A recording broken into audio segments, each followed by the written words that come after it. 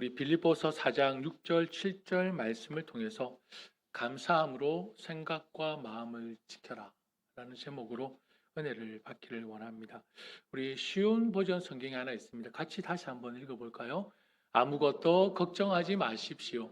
모든 일에 있어서 하나님께 기도하고 간절히 청하십시오. 여러분이 바라는 것을 감사하는 마음으로 하나님께 아뢰십시오. 그러면 사람으로서는 감히 생각할 수도 없는 하나님의 평화가 그리스도 예수 안에서 여러분의 마음과 생각을 지켜주실 것입니다. 아멘. 쉬운 버전 성경입니다. 저는 2024년 9월에 이 본문의 말씀으로 설교를 한 적이 있습니다. 기억이 나십니까? 2024년도면은 1년하고 한 반개월 정도, 반개월 아니죠, 반년 정도, 그죠?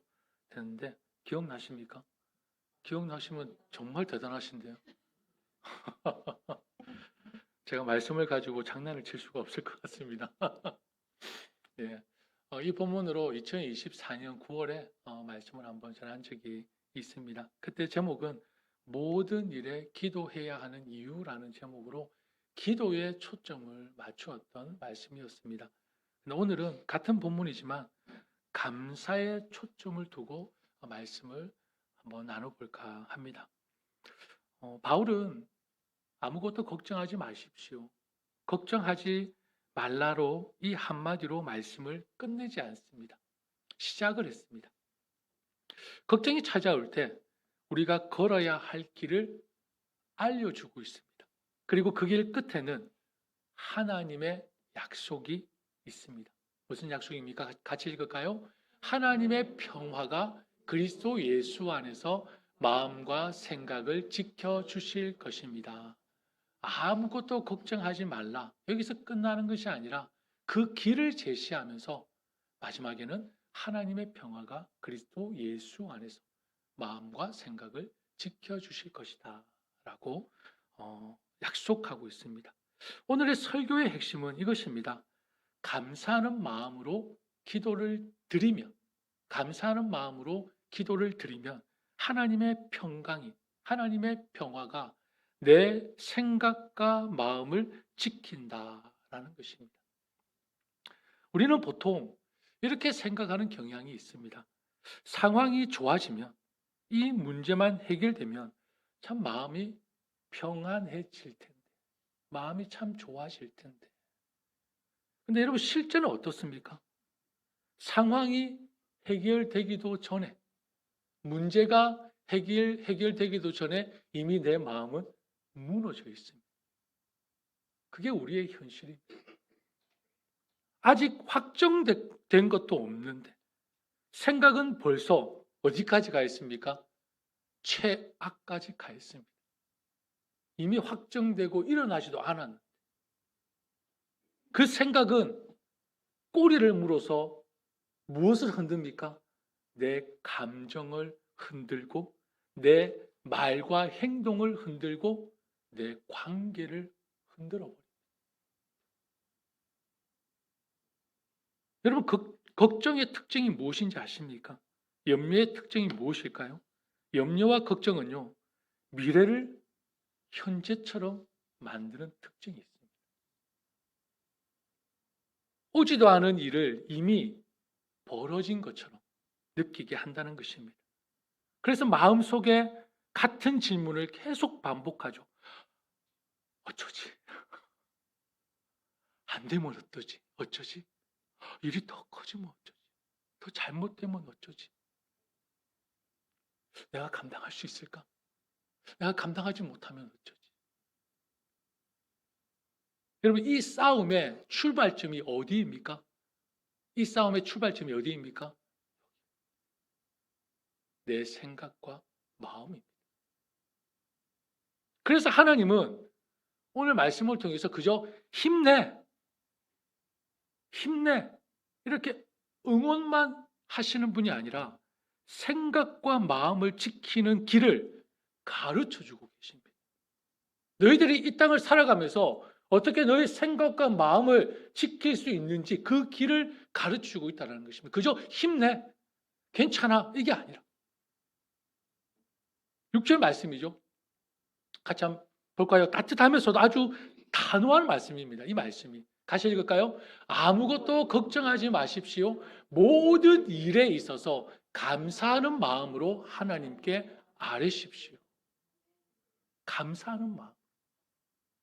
여러분, 여기서 걱정하지 말라는 뜻은 걱정을 부정하라는 말이 아닙니다. 그리고 걱정이 없는 것처럼 행동하라는 말이 아닙니다. 그래서 나는 걱정하니까 나는 실패한 거야. 이렇게 스스로를 정죄하라는 말씀도 아닙니다. 오히려 하나님은 우리에게 이렇게 말씀하시는 것입니다. 너희들의 삶에 걱정이 있는 것이 알아. 너희들의 삶에 염려 있는 건 나도 알아. 그런데 그 염려와 걱정을 붙들고 계속 곱씹으면서 너 자신을 무너뜨리지 말고 너를 계속 터널 속으로 너를 이끌지 말고 내게 가져. 저 말고요. 저에게 가져오지 마시고 하나님께 가져. 내 앞에 가져. 어떻게? 그 방식을 가르쳐 주죠. 감사하는 마음으로. 감사하는 마음으로 가져오라는 거죠. 여기서 중요한 사실이 하나 있습니다. 여러분, 염려와 걱정이 당장 사라지지 않을 수 있습니다. 그러나 그 염려와 걱정을 다루는 자리, 장소는 바꿀 수 있지 않습니까? 무슨 의미입니까? 걱정을 내 머릿속에만 굴리면 어떻습니까? 걱정이 사라지는가요? 걱정은 계속 쌓이잖아요. 우리는 극단적인 상황까지 생각을 하잖아요. 미리. 벌어지지도 않았는데. 내 머릿속에서 걱정을 하면, 염려를 하면 그 걱정은 쌓이고 우리의 마음은 불안은 더 커집니다. 그러나 걱정을, 염려를 하나님께 가지고 가면 그 염려와 걱정은 뭐가 됩니까? 기도 제목이 되지 않습니까? 자리와 장소는 바꿀 수 있다고. 그 염려와 걱정은 사라지지 않을 수 있지만 그 염려와 걱정을 가지고 우리는 어떤 자리, 어떤 장소는 선택할 수 있다라고. 내 머릿속인 것인지 아니면 하나님 앞인 것인지. 바울이 가르치는 것은 바로 전환입니다. 생각의 전환. 생각에서 어디로? 하나님께. 그런데 이런 질문이 생깁니다. 목사님, 아니 걱정이 많고 염려할 것들이 많은데 감사하는 마음을 가질 수가 있습니까?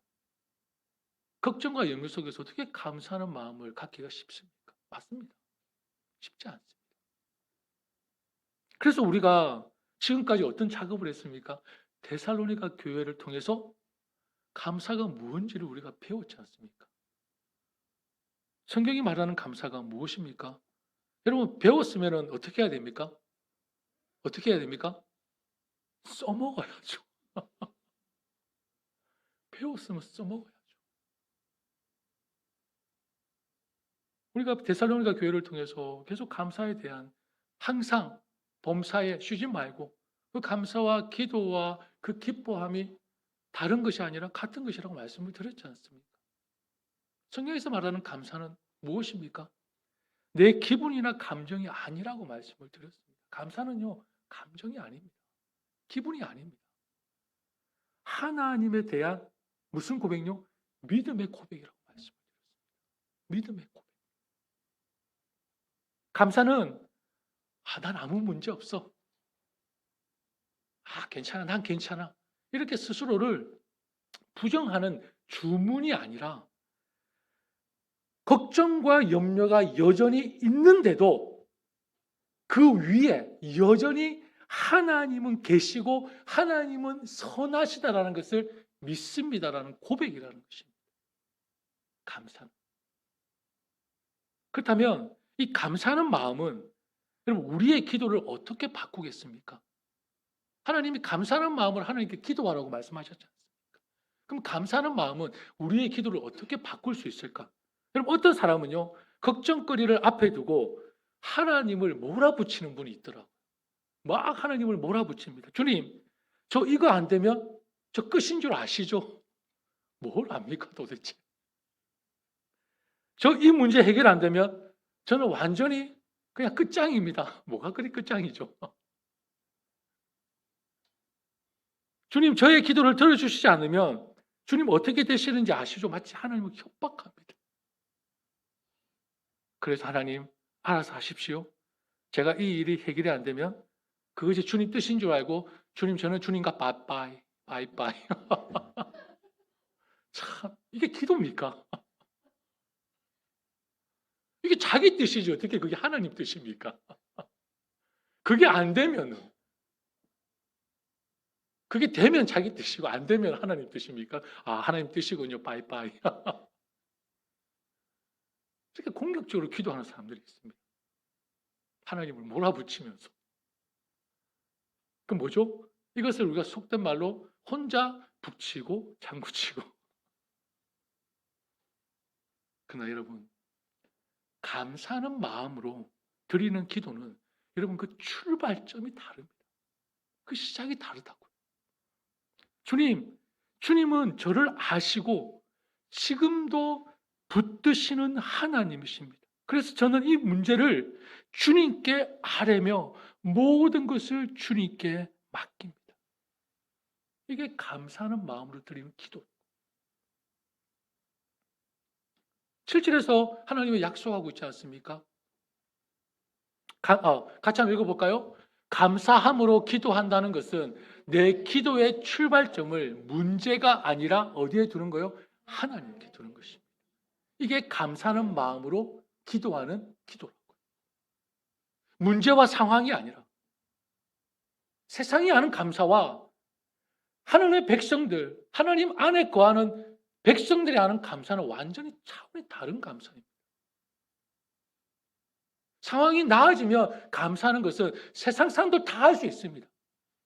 그러나 하나님을 믿는 우리는 어디에 출발점입니까? 하나님이 우리의 출발점. 문제가 아니고 상황이 아니고. 그래서 7절에 하나님이 약속하시죠. 같이 읽을까요? 그러면 사람으로서는 감히 생각할 수도 없는 하나님의 평화가 그리스도 예수 안에서 여러분의 마음과 생각을 지켜주실 것입니다. 아멘. 아멘. 여러분 아멘은요 이럴 때 크게 하시는 겁니다.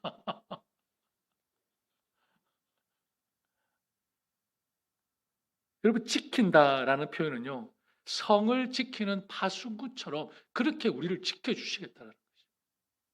파수꾼처럼. 하나님은 우리에게 이렇게 말씀하시는 것입니다. 너의 생각과 마음이 걱정에 무너지지 않도록 그 염려에 너의 생각과 마음이 무너지지 않도록 내가 나의 평강으로 나의 평화로 너희를 지킬 것이다 라고 말씀하시는 거죠. 그리고 이 평강은 뭐라고 했죠? 감히 사람으로서는 생각할 수 없는 평강. 말로 다 설명할 수 없고 머리로 다 이해할 수 없으며 상황이 완전히 해결되어야만 오는 그런 평강이 아니라는 것입니다.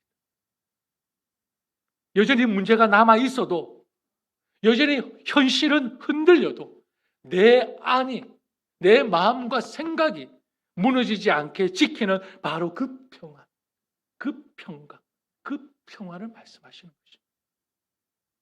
그런데 이 평강은 어디에서 주어집니까? 어디에서 주어지죠? 중요한 거죠. 어디서 주어지죠? 그죠. 그리스도 예수. 여러분 이게 없으면요. 저는 이 자리에 설 필요가 없어요. 우리가 찬양할 이유도 없습니다. 우리가 기도할 이유도 없습니다. 복음입니다. 그리스도 예수. 저게 없으면 우리는 목장 모임을 가질 필요도 없습니다. 그리스도 예수 안에서. 이게 바로 복음입니다. 이게 복음이라고. 이걸 결코 잊어서는 안 됩니다. 하나님의 평강은요. 하나님의 복은 내가 잘해서 얻는 상이 결코 아닙니다. 내가 열심히 해서 누리는 게 아니라 항상 하나님은 우리에게 복 주실 때에 누구를 중보자로 세우십니까? 예수 그리스도를 중보자로 세우시죠. 항상 예수 그리스도 안에서. 예수 그리스도 안에서. 이분의 이름이 내 삶에 아무런 역사가 없으면 그거는 예수 믿는 게 아니라고요. 그냥 교회 왔다 갔다 종교 생활을 하는 것입니다. 예수 그리스도가 내 마음에, 내 생각에, 내 모든 은행에 이분이 없으면 우리 예수 믿는 게 아니에요. 교회만 왔다 갔다 할 뿐인 것입니다. 오직 예수 그리스도 때문에 하나님과 우리 사이에 막힌 그 담을 허물어 주셨고, 우리는 그래서 하나님께 예배할 수 있고, 하나님께 찬양할 수 있고, 하나님께 기도할 수 있고, 우리가 모여서 교제할 수 있고, 서로 하나님의 나라를 위해서 이런 사역과 사업들을 할 수 있는 것입니다. 저분이 없으면 우리가 하는 그 모든 것은 아무 의미가 없어요. 구제요, 좋죠. 근데 구제도 교회 안에서 저분이 없으면 의미 없다고요. 세상에 자선 사업이에요, 그냥.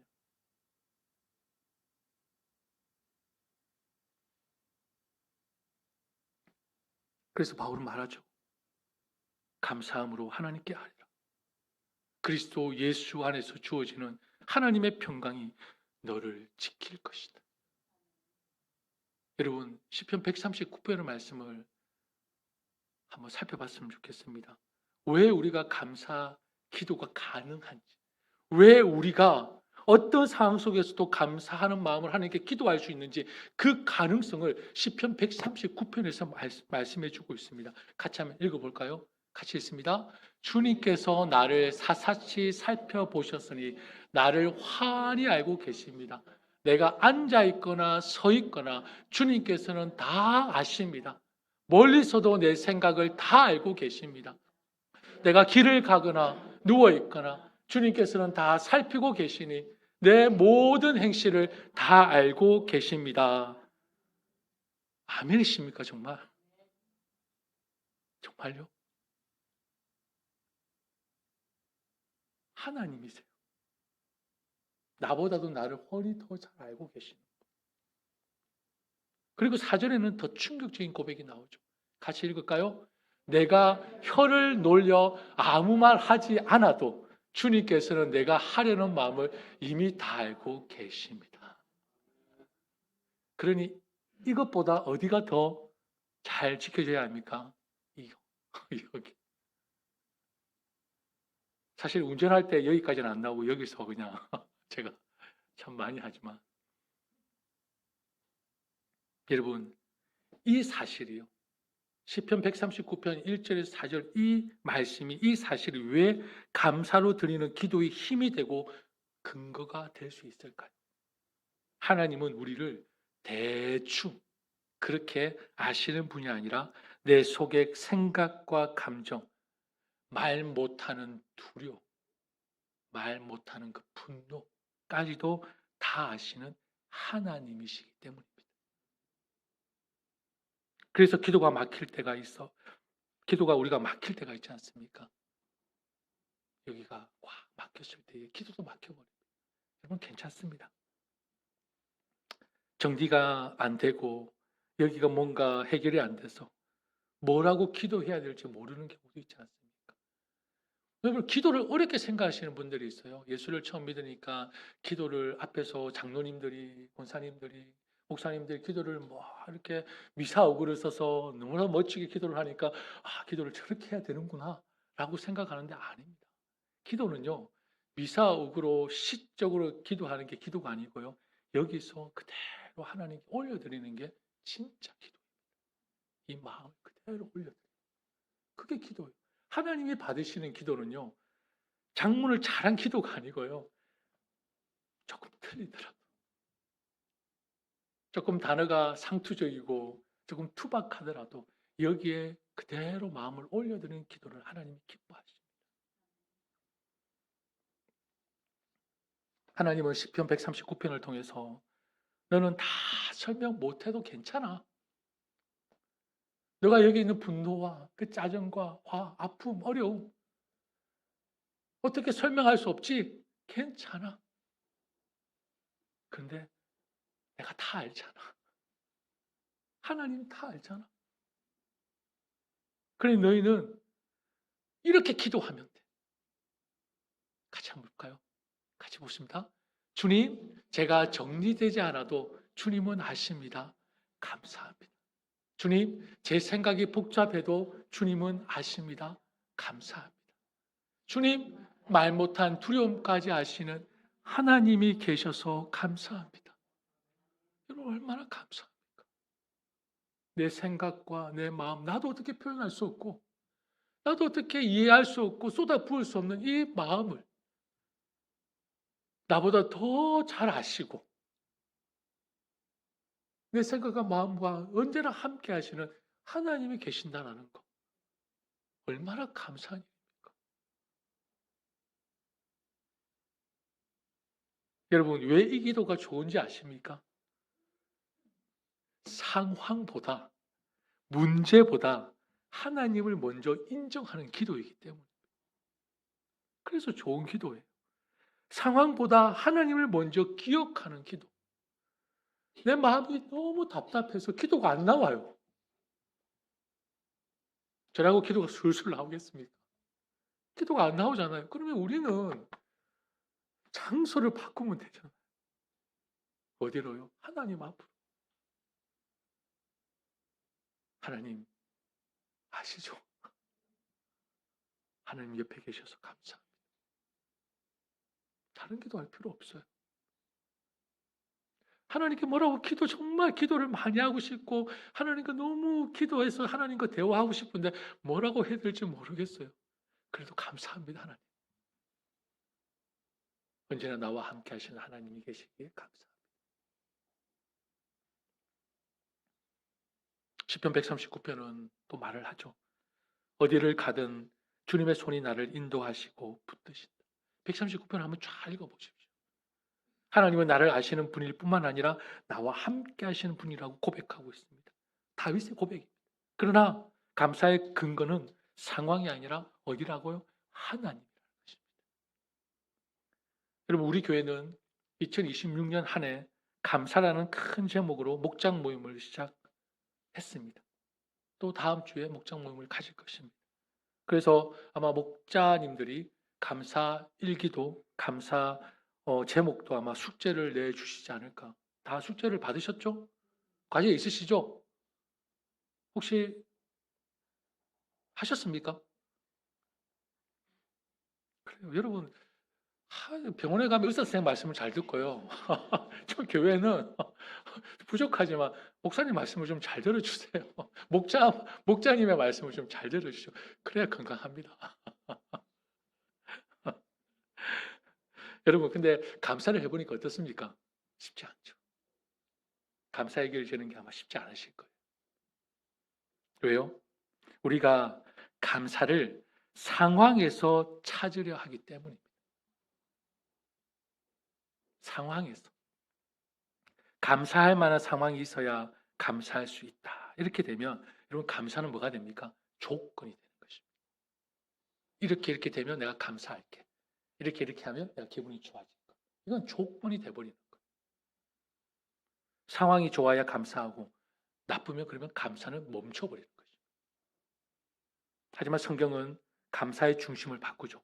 감사는 찾는 것이 아니라요. 여러분 성경에서의 감사는 기억하는 거죠. 기억하는 거죠. 내가 어떤 상황에 있든지 성경에서 말하는 감사는 기억하는 거예요. 무엇을 기억하는 것입니까? 같이 한번 볼까요? 하나님은 나를 아신다라는 것을 기억하고요. 하나님은 나와 함께 하신다. 하나님은 그리스도 안에서 내 기도를 받으신다. 하나님은 평강으로 내 마음과 생각을 지키신다. 이걸 기억해야 합니다. 성경에서의 감사는 바로 이것입니다. 이것이 바로 감사의 본질입니다. 감사가 막히는 큰 이유는 상황만이 아닙니다. 자기 자신과의 관계에서도요, 감사가 막힐 수가 있습니다. 내가 나를 만족시키지 못하면 행복할 수 없다. 여러분, 자기 성질에 못 이기시는 분들이 있지 않습니까? 저만 그렇습니까?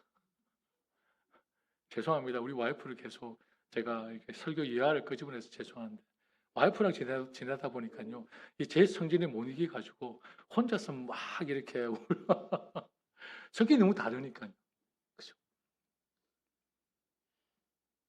그래서 우리는 내 마음에 불만이 생기고 비교하고 자책하고 그리고 나를 증명하려고.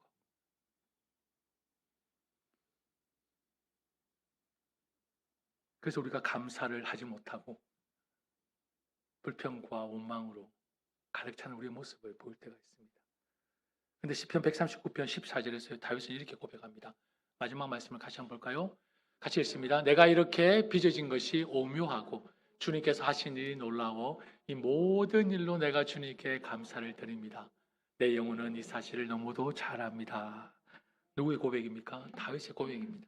그리고 저와 여러분의 고백이 되기를 축복합니다. 이 고백은 무슨 고백입니까? 나는 하나님의 자녀이다. 하나님의 작품이다. 나는 우연의 산물이 아니다. 기묘하게 지원받은 너무나도 존귀한 존재다라는 것입니다. 이 정체성이 회복되지 않으면 여러분 감사는요 계속 상황에만 매일 것입니다. 이것을 회복하지 않아요. 나는 하나님의 작품이라는 고백이 분명해진다면 우리는 바라보는 시선이 그리고 감사에 대한 본질이 우리에게 달라질 것입니다. 내가 부족해 보여도 흔들려도 정리되지 않아도 하나님이 아신다. 하나님이 함께 하신다. 그래서 감사로 하나님께 나아갈 수 있는 것입니다. 사랑하는 성도 여러분, 오늘 하나님은 우리에게 방법을 알려주셨습니다. 감사함으로 하나님께 아뢰라. 그러면 하나님의 평강으로 너의 생각과 마음을 지키신다. 이번 한 주 어떻게 사시겠습니까? 눈이 많이 온다고 합니다. 그죠? 집에 고립될 텐데. 집에서 고립이 되면은 당연히 싸움도 커질 가능성이 크지 않겠습니까? 아이들 학교 가지 않고. 그죠? 그러니까 오늘 말씀을 잘 주신 것 같습니다. 딱 저는 눈이 오는 줄 몰랐습니다. 오늘 말씀을 잘 붙드시고 상황이 완벽히 바뀌지 않을 수 있습니다. 그러나 좋아질 수도 있고 더 어려워질 수도 있습니다. 그러나 여러분 이것만은 기억하십시오. 하나님은 먼저 나, 여러분의 생각과 마음을 지키실 것입니다. 어떻게 하면요? 감사하는 마음으로 하나님께 나아가며 이번 한 주 꼭 이 말씀을 붙들고 실천하셔서 정말 하나님의 평강, 하나님의 평화를 누리는 저와 여러분이 되시기를 축복합니다. 우리 함께 찬양하겠습니다. 우리 함께 찬양하고 우리 기도하는 시간을 가지고 또 축도로 예배를 마치도록 하겠습니다.